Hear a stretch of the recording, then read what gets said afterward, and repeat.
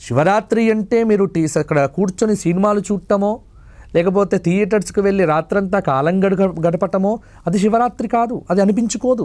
అంతకంటే హాయిగా మీరు ఇంటికి వెళ్ళి పడుకోండి. అంతేగాని సినిమాలతోనో లేకపోతే ఉల్లాసమైన కార్యక్రమాలతోనో రాత్రంతా మేల్కొని ఉంటే జాగారం అయిపోయింది కాబట్టి నాకు పుణ్యం వస్తుంది అనుకుంటే అంతకంటే భ్రమ ఇంకొకటి లేదు. ఎక్కడ ఉండాలి జాగారం?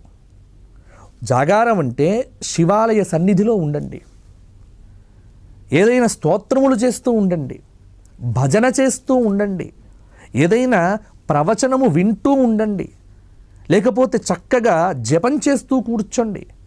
అంతేకాని ఏదైనా శివుడికి సమీపంలో శివ ధ్యానంతో, శివ మంత్రంతో, శివ దర్శనంతో, శివనామ సంకీర్తనంతో ఈ రాత్రంతా గడవాలి. గడిచి